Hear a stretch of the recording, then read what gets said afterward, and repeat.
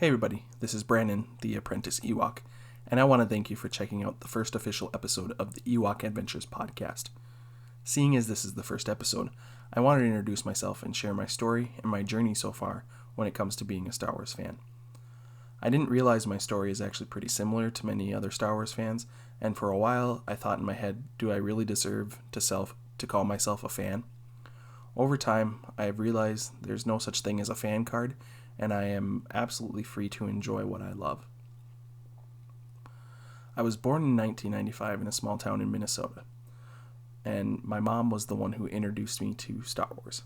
I don't remember a ton from when I was really young, but I have never remembered a time where I wasn't watching Star Wars with my mom or Star Wars was in my life.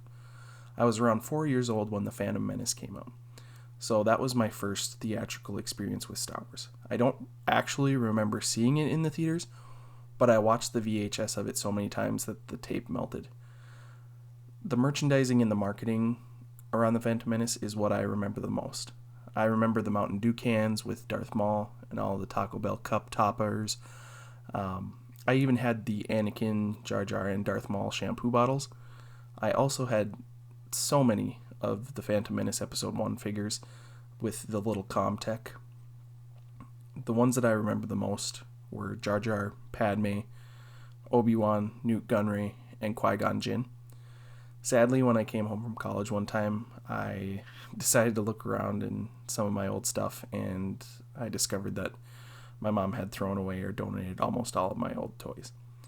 So it was probably around this age that the inspiration for my social media name came. My mom had a costume made for me, or she made it herself. I'm still not exactly sure, but it was an Ewok costume. So I wore an Ewok costume for Halloween. And we have tried to find the pictures from that night, but we haven't had any luck, so we're really sad because we might not have that physical memento to look back on, but we both remember it fondly, and hopefully we can stumble across it at some point and I can share it on social media so everybody can see little Brandon as an Ewok for Halloween. So obviously the Phantom Menace was my very first Star Wars, and my mom didn't really like it, but she put up with it because I loved it, and I apologized to her so many times because it must have been torture to sit there and watch me watch Jar Jar Binks and all of the cheesy prequels dialogue and all that stuff, because she raised me on the original trilogy, and we spent so much time watching those three movies together that she I feel bad that she had to watch the prequel so many times with me, but we recently rewatched them all, and she has given them a second try because I'll mention things in the story that I wasn't able to mention because I didn't know about it as a kid, and it's made her enjoy the story and everything quite a bit more. So I'm glad that I'm able to watch Star Wars and share all of those different little bits of information. So then around the time Attack of the Clones came out, I won a contest from our local Kmart for a life-size cardboard cutout of a clone trooper. And I was almost 7 years old at this point, so we picked him up about a week before the movie came out, and that was torture because I had to sit there and look at this clone trooper. And then, little me was sitting there and realized how much the clone troopers look like stormtroopers. And I didn't make connections when I was younger that we were seeing the plot developing against the Jedi. I was a kid and I was just enjoying watching the movies. So I do remember my theater experience of Attack of the Clones, and I remember freaking out when the Clone Army was introduced because I had the cutout in my house. It was one of the first contests I remember winning, and really one of the only contests that I remember winning, so it still sticks out to me.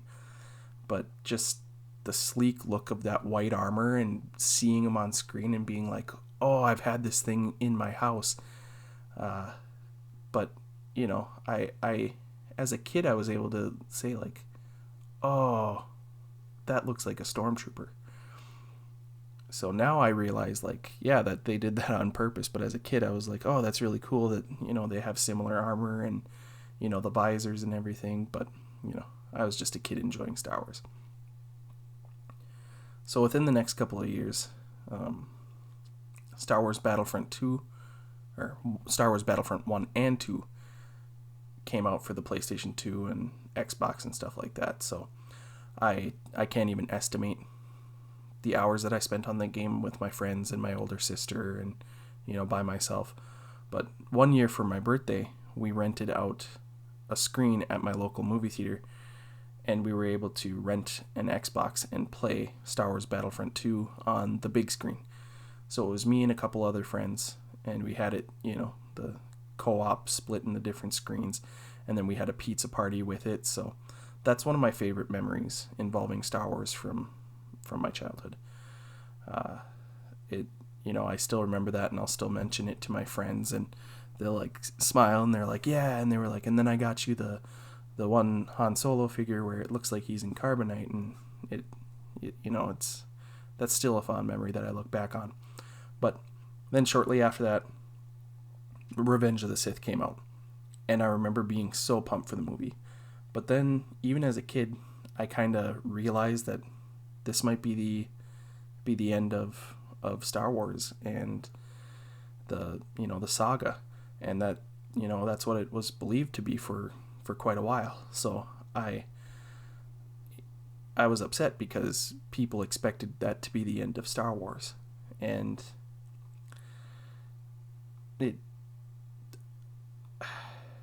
I just remember going into that being really excited, but at the same time kind of bummed. So I vividly remember sitting in my seat at the theater for this movie, and the opening crawl, and then those drums beat, and then the awesome space battle introduction. And I remember just having a smile on my face that whole beginning sequence of the movie, and everything on the ship, and Count Dooku and General Grievous, and the crash landing on Coruscant. It just still, I watch it, and it's so entertaining to me. I just love the way that the movie opened, and it's hard for me because I don't remember a lot from when I was a kid, but there are certain things that stick out to me, and that's one of them. So after Revenge of the Sith, I feel like this is where my Star Wars story kind of went off its path. I, like many other people, became less active with Star Wars after Revenge of the Sith came out. I was the kid that was still super pumped, and I remember reading some of the legends, like the Dark Swarm trilogy and the Jedi Academy trilogy. But I was the one in my friend group that loved to talk about Star Wars and tried to get other kids to play lightsaber battles during recess, and try to convince people that there would be more Star Wars movies, and that it would be about the kids of Luke, Han, and Leia. And I remember, and it's sad that I don't have these anymore, but I would staple construction paper together, the white construction paper, and I would do like little comics and write plans for the next movies. And I'm not a great writer, but I feel like I did a good job with those, even though I don't remember whatever happened in them. So I do have a hard time because this is about when I started getting bullied pretty bad. I was called so many different homophobic slurs. I was made fun of for my weight. And I was just that chubby weird kid that loved Star Wars. So after a while of that, I just kept Star Wars to myself and started to shy away from anything Star Wars. I didn't really watch it with my family. I just kind of played the games by myself and shut myself off, really. And because of this, I didn't watch the Clone Wars series, but I remember for some reason going to the theater for the Clone Wars movie that came out to introduce the Clone Wars. And the whole Ahsoka and Anakin thing was kind of annoying to me even then. And I feel like somebody saw me going to the movie and I got super embarrassed about it. So that led to me not watching the series and really just kind of shutting down when it came to Star Wars after that. So for several years, I didn't give much thought to Star Wars at all. And it was until college where I found a couple of friends that also love Star Wars. And finding these friends made me realize it was okay to love Star Wars and talk freely about it, and that really helped me out. So I really appreciate those couple of friends that I found on my freshman floor that I was able to share that fandom and geekiness and everything. Lord of the Rings, Star Wars, Game of Thrones, all of that stuff. We were able to sit there and talk, and I even brought my PlayStation 2 to college from back home one time, and we played the space battles and the campaign together and stuff like that. And one of my roommates, who is kind of a quirky guy, he kept playing my one friend, and he just wouldn't give up even though he kept losing. So that was a lot of fun, and I still like to somehow do some Star Wars Battlefront 2 tournament with my friends and play the Galactic Conquest mode. I like the board game setup of that, but it was just awesome to have people in college that appreciated some of the same things and made me feel okay again about liking these things and really actually talking about Star Wars. So The Force Awakens came out, and I absolutely loved it. I got to see it in IMAX 3D, and I was absolutely blown away. The movie was super fun, and to me it felt like it had that familiar Star Wars magic to it. I was watching it, and the different motifs and sounds and stuff immediately brought me back to the things that I loved the most as a kid. And I was super excited about the new characters, and it was so nice to see the characters that I grew up with. And then watching that and then being able to speculate and theorize with my friends about what was going to happen and, what we thought about the movie.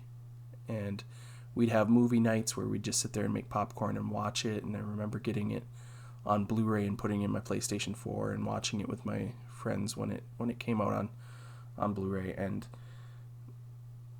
I still am just so thankful that I found these people who made it really possible for me to love Star Wars again. And then The Last Jedi, I remember going and seeing that in the theater with my friends, and I was watching it and I really liked it because it was something that I wasn't expecting. And we walked out of the movie theater and I was like, what did you guys think? And they were like, I don't know. They were like, and I was like, oh, I like this and this and this. And they were like, you like that about it? And over time, I had to think about it. But the way that it made me feel in that moment, I really enjoyed it. And then I let what other people thought of it shape some of my opinions and views. And it was the movie that was easy to hate because, however you feel about the story, there are some inconsistencies and everything like that, and especially when you look at it as 7, 8, and 9, it just seems like they're trying to outdo what the other one, or undo what the other one's set to make. So, but since seeing it in the theaters, I have probably watched it a dozen or so times, and I feel like I like it more each time that I watch it. And one of the rules that I kind of made for myself is after I watch a movie, I let it sit for a little bit. And then I think about it, and I'm like, okay, so these are some of the issues I have with it. But then the next time I watch it, the next time I watched... So, I'm going to move on to The Rise of Skywalker. So I went to The Rise of Skywalker with a couple of my closest friends from college, And I love being able to go to the theater opening night with them, and we saw some people in some Mandalorian armor that looked like Sabine, and it was really cool. But The Rise of Skywalker is actually the Star Wars movie that I have seen the most in theaters, and I think I went 6 times.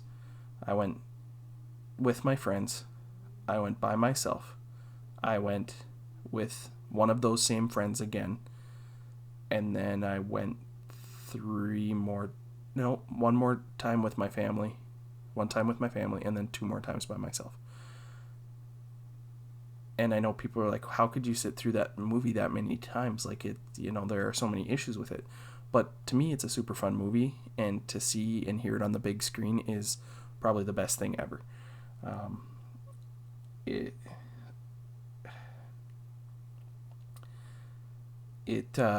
It was one of the movies that I actually got emotional kind of watching, not the first time, but then the next couple times I wrote down things that I was like, this kind of made an impact on me, or these are things that, I caught myself thinking about a lot. So it was at this time that I decided to start going on Twitter and following a bunch of Star Wars Twitter accounts. And that led to me deciding to start up my YouTube channel. And it really did help me, because I made the rule that when I watch it, I don't think about the negatives. I just write down a time in the movie that truly made me smile or made me think about something in the past. And when I did that, it made me appreciate each and every single movie. And I've done this for every Star Wars movie. And it's made me appreciate every single one of them quite a bit more. And I could do the same thing and write, make a pros and cons list, but why do that? When it's a franchise that I love so much and I can focus on the positives, that's exactly what I'm going to do. So that's the little rule that I made for myself. But I started my YouTube channel. I started doing some top 5 lists that, are not great. I talked about, I think my first video is the 5 badass female characters from Star Wars, and that includes Legends and canon. But I got a couple views on that, and then I took some time off making videos because my desktop that I used for gaming and editing and everything, the solid state drive completely failed, and I had it since I was in high school, so it served me for a handful of years and did a really good job. But my laptop wasn't capable of doing a lot of video editing and gaming and stuff like that, so I really took a break. And then I was like, you know what, I can stream games off my PlayStation 4 and still talk about Star Wars. So that's what I did. I started doing game streams, and realizing that people were starting to get sick, and then the pandemic came, and I went through a breakup with the person I had dated for over 5 years. She moved out, so I had the burden of double the rent than what I was used to. It was a rough point. It was one of the hardest points in my life. And I was working during the pandemic near the Twin Cities, Minneapolis. I was in an apartment alone, and I was pretty isolated from friends and family. They did an awesome job of reaching out, but I wasn't ready. So this is when I turned to Star Wars. I went to podcasts and YouTube channels and gaming channels, and I just watched a bunch of it. I watched a ton of Ordinary Adventures and used their channel to help me plan my trip to Galaxy's Edge. I figured, when's the next chance I'm going to be able to do something like this? And the pandemic really hadn't started shutting things down. So I went to Galaxy's Edge. It was my first time going on vacation alone, and it was only the 3rd time I've ever been on a big plane. So I went the beginning of March. I had an amazing time. I built my own lightsaber at Savi's. I got to go on Rise of Resistance. I built my own BB unit, and I had a great time. I watched the fireworks over the Millennium Falcon, and I spent probably 20 some hours over 2 days just in Batu, going to the different shops, watching the characters interact. It was quite heartwarming to see Rey interact with kids, and Chewbacca, seeing a little girl fall down and skinning her hand, and then Chewbacca and Rey helping her up and going and washing her hand out in one of the water fountains and bringing the little girl back to her parents, and Chewbacca hugging the kids and R2-D2 rolling around and kids freaking out about that, and seeing a kid with a red lightsaber and the Kylo Ren and the stormtroopers stopping to praise the kid for being on the right side. It was just super fun, and I really enjoyed going by myself. It made it so I could do a lot of things quicker, but I feel like my niece and my mom would really appreciate it. So we've talked about planning a trip out there, and maybe we can make it work, and I really hope we can in the future, because my niece would love Disneyland or Disney World, but I'm thinking Disneyland. And my mom was such a huge Star Wars person, and she gave me so much of that love. And when I came back and talked about it to her and showed her all the pictures and videos, I could tell that she was happy for me that I got to go. So I ended up going 5 days before they shut the parks down. When I went, everything in California seemed business as usual. People weren't even really wearing masks yet. The parks still seem really busy, but it was on my way back to Minneapolis that I noticed a lot of people wearing masks. So I was going to try to make content at Galaxy's Edge for my YouTube channel, but the gimbal that I got was actually stolen from the packaging when it was shipped to me, and there wasn't enough time to get a replacement. So I was like, you know what, I'm just going to enjoy Galaxy's Edge. I'm just going to enjoy my Disneyland experience. I'll take pictures and videos and stuff, but I'm not going to try to film it and all that kind of stuff. I feel like that would take away from the experience. So I came back and I did more of the Star Wars gaming streams, but then with work and everything, I started to really kind of fall down a hole, and I couldn't really afford to pay rent on my own with the job I was working, and I felt so alone. So I called home and I said, I think I need to move back home. So I talked to work and I finished out the school year.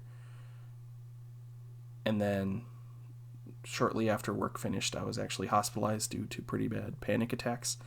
And then it was at that point that I really knew that I was going to move home. So my family is super accepting. They were super supportive.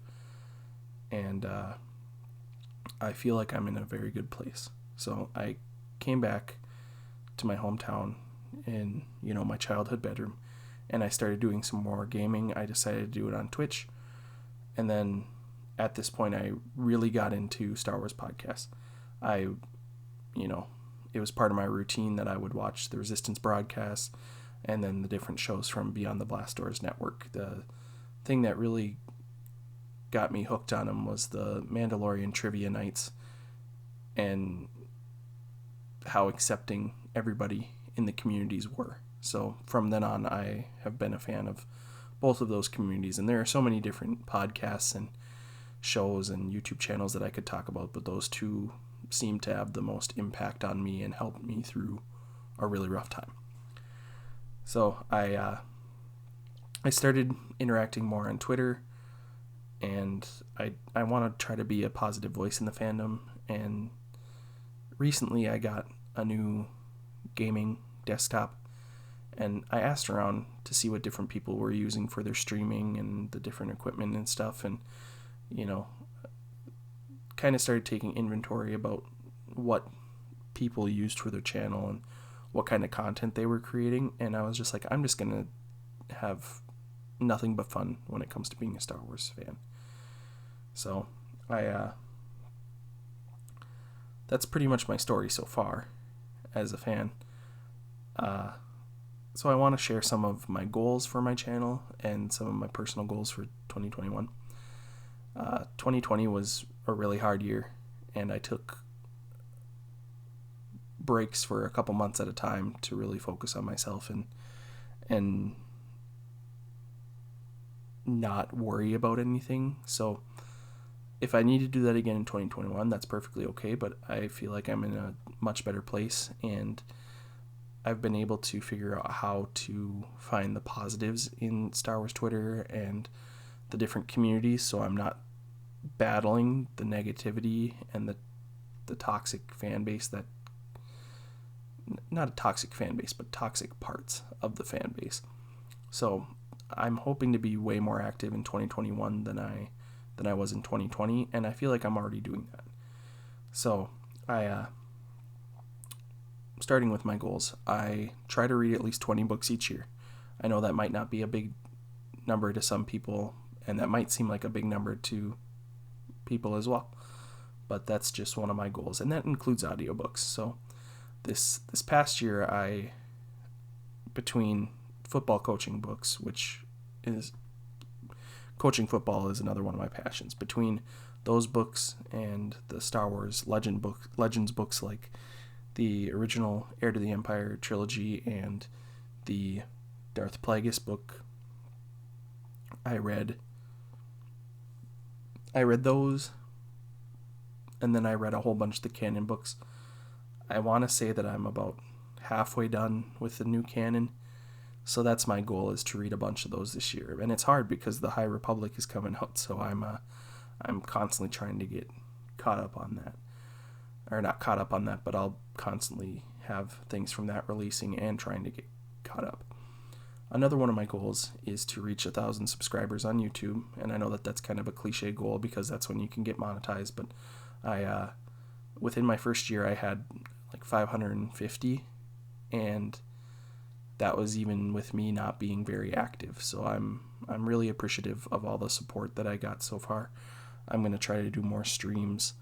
It's hard because I love watching the other live podcasts, so it feels like sometimes I'm like, well, I don't really feel like doing a stream because I want to go support these guys. But there's time to do other stuff. So at the time of recording this episode, I have 590 subscribers on YouTube. So hopefully I can get 600 within the next next week or so, and then hopefully 1,000 by the end of the year. And then it's funny because I didn't think I'd ever start up a Star Wars podcast, but I was really interested in doing so. And I had played around with the idea. I was like, do I want to do like a book review? Do I want to do a book club type podcast where I talk about different EU books or the new canon books? Talk about just different things. And then I was like, you know what? I'm just going to do it.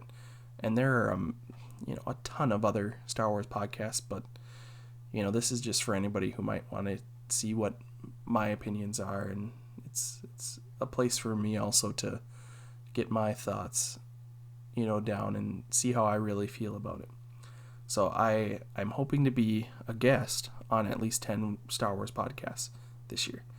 And I have already been on 3, and I'll let you know what they were. And that is the Rebel Roses podcast, and that was for the Trivia Bowl Challenge, and that was with Reaper Girl 27. So that was a lot of fun. I got the high score record for the bowl challenge at that time, but it was more about the fun and letting people get to know me and stuff like that. So I appreciate it that I was on that show. My second one was the Blue Milk Cafe, and that was to discuss the Mandalorian Season 2. We were initially going to talk about the Ewok Adventures, but it had been a while since Jeff had seen those movies, so we decided to just talk about The Mandalorian Season 2, and we did a quick recap and my thoughts on that, and talking about getting to watch The Mandalorian with my mom. So that was a super fun episode, and I loved being on that podcast, and I've loved being on all of them that I've been on so far. And then the next show that I was a guest on was Rogue One Radio, and that was to talk about the High Republic. I was able to dive right into the High Republic. I was sick, and then my mom tested positive for COVID, and then I tested positive for COVID, so I was out of work for a bit, and it was right when the books released, so pretty much within a 3-day span, I read Light of the Jedi, The High Republic #1, and A Test of Courage, and The Great Jedi Escape. So I was able to be completely caught up and have all that new info in my head, and I absolutely loved it. So I was able to go on, and if anybody hears this and wants to talk High Republic with me, or anything really, just send me a message on Twitter, and I will gladly do so. I have had so much fun doing this, and meeting the people in the community is probably the biggest thing that's made me happy. Getting support from the collecting group, the Pala Boys, Darth Mark from Blue Harvest Vintage Toys, Shabby, Andy and Josh from the Hollow Chronicles. I'm new to collecting vintage, and they have been nothing but helpful. They, when people know so much about a topic, they can tend to shun or scoff at new collectors because they don't know much. But that has not been the case for this community, and they have helped me out so much. I've had a friend offer to send me some vintage Star Wars figures just from the goodness of their heart. And I almost teared up when they sent me that message, and I'll definitely do an unboxing live stream when I get that package. And there might be some waterworks, and it'll be 100% real, because it's so nice to see different people being supportive and being kind to each other, which we don't see enough of. And